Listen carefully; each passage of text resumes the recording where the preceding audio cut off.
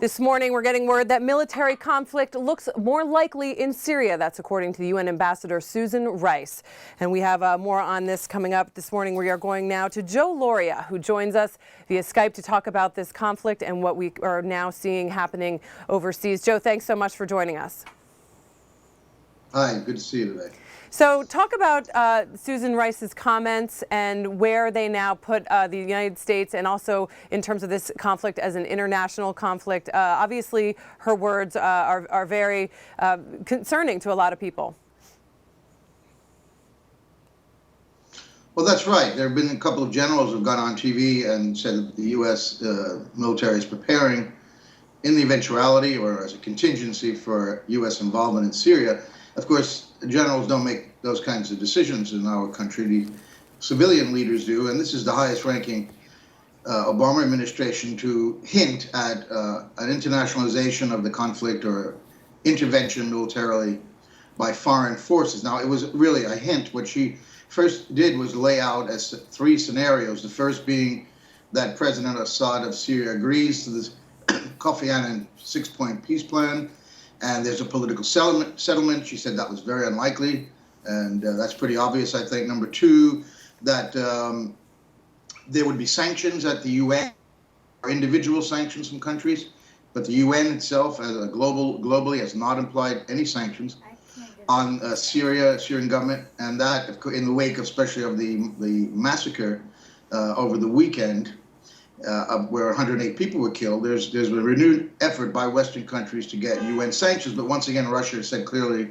that they would not agree to those sanctions. So she laid the most likely scenario, which is that countries would have to take action outside of the UN, outside of the UN Security Council. Now, she did not say explicitly what that meant. She did not say what role the U.S. may have, but there are two fairly recent examples in history of when this has happened. We had in 1999, Russia also blocked military action against Yugoslavia over Kosovo, and NATO organized a military action. And then we also had the invasion of Iraq by the U.S. in 2003, where the Bush administration could not get the authorization from the Security Council, and they created a coalition and did it anyway. So that's what it seems like she was hinting at. And Joe, we want to take a quick listen from a response to the Syrian ambassador to the UN. He came out yesterday on this conflict. Let's take a listen. Those who triggered this and ignited this massacre were seeking to ignite a confessional and a sectarian confrontation between the populations in that area. So those who did it are professional criminals, professional terrorists, because they wanted by all means to... All right, so obviously they're kind of condemning the people that are attacking the Assad regime. No sound of backing down there from that side.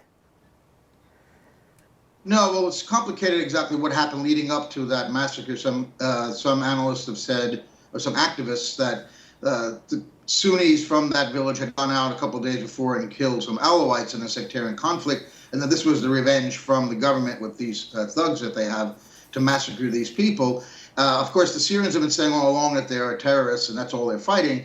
In fact, there are terrorists there. Not even the West admits that more and more, but they're a very small part of this conflict. Majority are Sunni protesters and armed opposition. So, and it's not clear whether there's a link between the two. So, no, that's the way they're going to portray it, the Syrians, is about that. That this is, they're only fighting terrorists and not an uprising to overthrow them.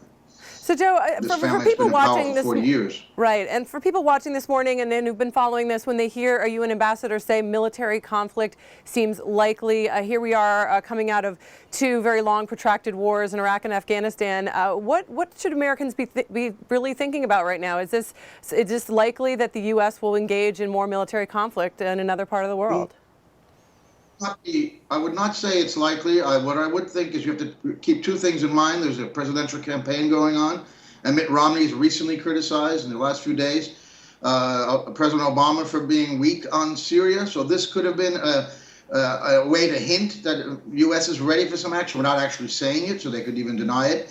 And secondly, it could be part of the negotiating tactics with President Assad in Syria. He's been reading every day in the paper the U.S.